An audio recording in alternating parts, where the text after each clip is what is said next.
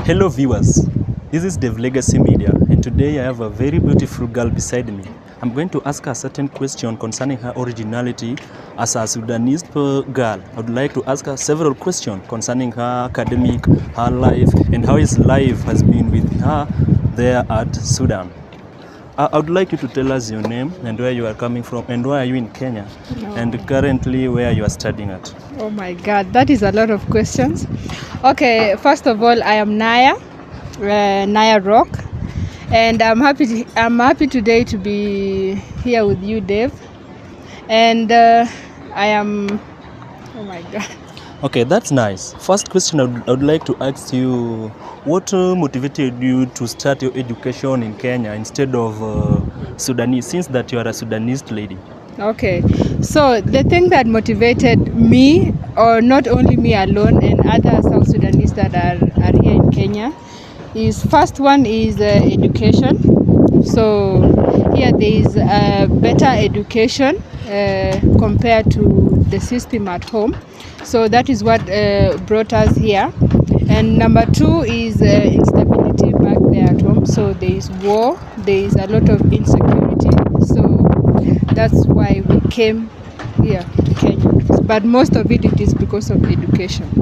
Okay, I would like to ask you if the comparison of syllabus or education compared to Kenya and Sudan. How is the syllabus and why did you prefer studying in Kenya apart from Sudan? Okay, in terms of the education system in both countries, so I would say that in South Sudan, I haven't spent much, a lot. Like I have only studied from maybe nursery school to maybe grade 3. So I don't know much, but what I know is that the system there is not very much bad. But here in Kenya, I took a lot of time here. Jesus. Okay, that's very nice. And maybe if I may ask, according to fee payment in Sudan and the fee you're paying in Kenya, what is the comparison or what is the differences? Okay, what I can say is that in Kenya there is structure.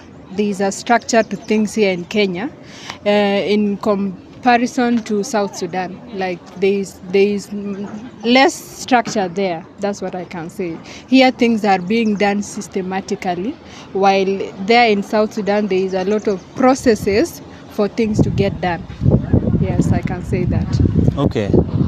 Being that most of Sudanese people are in Kenya, are your government encourage that? Because as a citizenship from a certain country, you should be patriotic.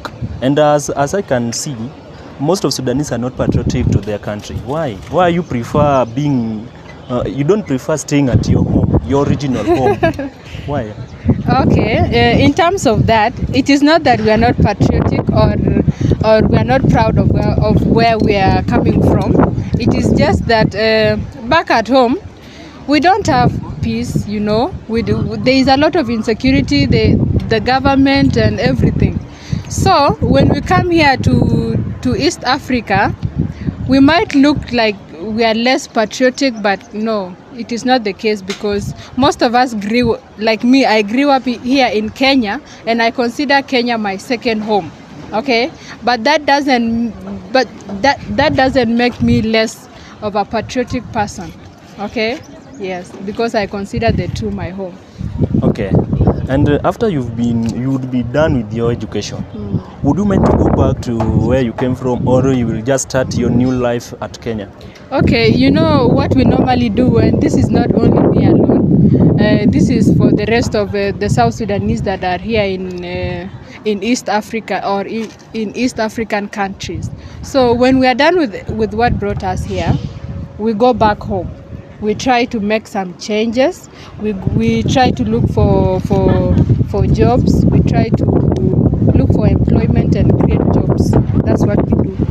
Okay. So we usually go back home. When I consider the culture, what in Kenya, which kind of activities motivates you rather than the Sudanese culture? Pardon? Okay, according to Kenya, we have several cultures and activities. Yeah. Like in Kenya, we have several communities. You have Luo community, Kalenjin communities, Abantu, and those and Maasai. And therefore, you find that as a Luo community, their culture is to maybe they dance, they sing traditional songs, they eat traditional foods, something like that. As a Sudanese who is staying in Kenya, Yes. what kind of community or what kind of culture or activities have motivated you since you came into Kenya? Oh, so in terms of the culture here in Kenya, I would say that we are probably been motivated by most of the cultures or the communities here in Kenya, because we grew up eating a lot of Kenyan traditional foods, by the way, and we really love them, and we try to take them and expose them to other people too. Yeah, so that's what I would say. That's very nice. Yes. And talking about the similarities concerning the culture and activities, what are the similarities between Sudanese culture and activities and Kenyan culture and activities? Okay.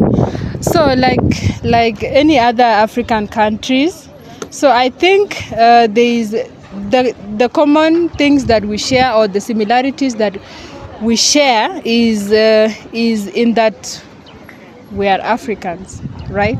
So, and if we are African, we have like similarities, and the similarities are also found in our cultures, even in our languages, okay? Because there are some communities in South Sudan that speaks exactly like the Luos here in Kenya. So I would say that we have a lot in common though. Yes. And perhaps, or suppose someone would like to tell you that, you know, Naya, I would like to maybe to marry you so that you may not go back to Sudan. What can you say about that? What if a Kenyan or you're a Kenyan man wants to engage with you in Kenya so that you may change the citizenship? Okay, first of all, they better get ready for a huge sum or huge amount of dowry. Okay, but in real sense, this is very rare. Like, we don't do a lot of intermarriages with maybe our neighboring countries and all that. But if I truly find somebody I love in Kenya, yeah, and they are ready to pay my parents or my guardians the amount of money or the amount of dowry that is needed, and I truly see that you can take care of me, then I will do it. That's very funny. Yes. But maybe if I may ask, I've been seeing most of Sudanese with children, with kids here in Kenya. Yes. Are they here together with their families, or did they go get those children from Kenya? Oh, okay. Okay. To clear this, we came with families here. And the families are 100% South Sudanese, and the chances of a Kenyan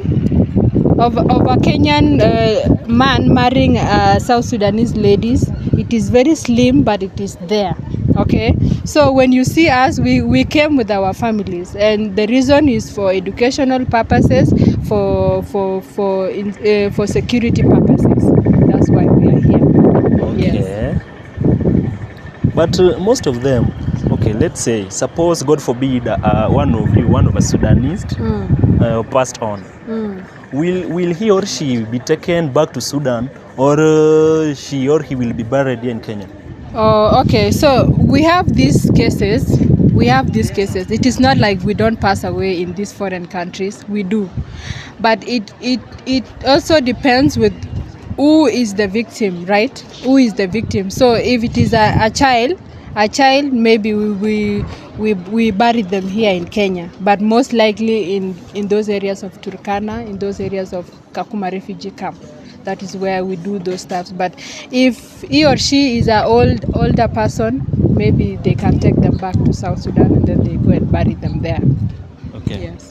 Maybe at the border, when you are crossing into Kenya, was there anything or any amount you paid, or you are allowed to come and get out? Actually, we go through a lot. especially in Kenya-Uganda border, we go through a lot of things because you can be charged with a lot of money, and if you are not able to pay the money, you can also spend a day or a night in jail also. And then also, if you don't have the proper documentation like your passport, your ID, that is a very big problem, and sometimes you get deported back to wherever you come from. But especially if you're going back home, yeah, it becomes a very big problem if you don't have those things. Documentations. Yes. Okay. As you know very well, coming next year, we Yes. shall be having our election. As a Sudanese practitioner, have you ever voted into Kenya?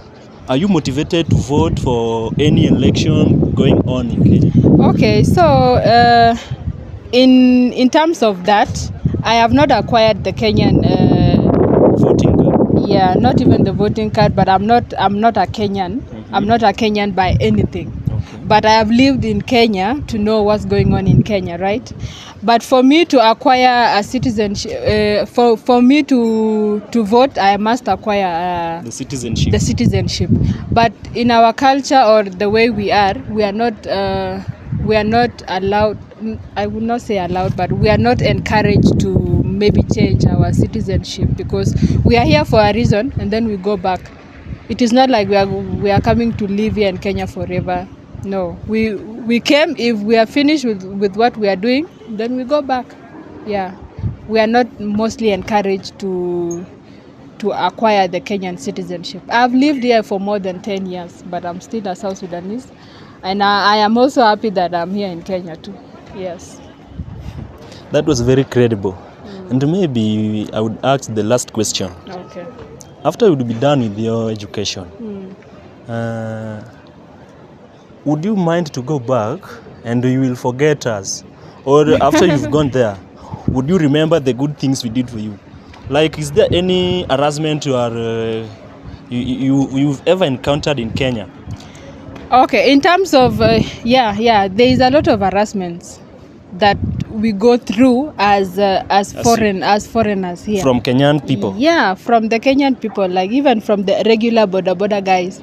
Yeah, we go through a lot.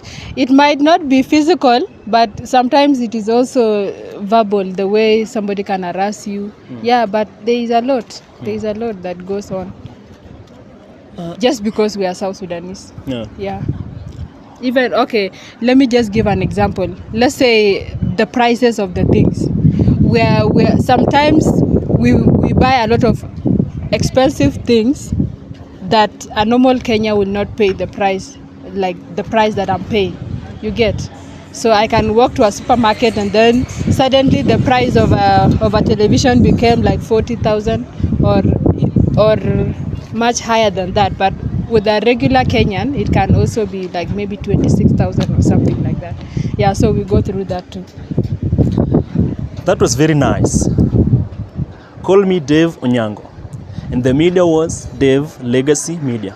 Yeah. To get more information, you can visit my website page at .co.ke/DaveLegacyMedia. Or you can call my number at 0794395028. I've been your reporter, Dave Onyango.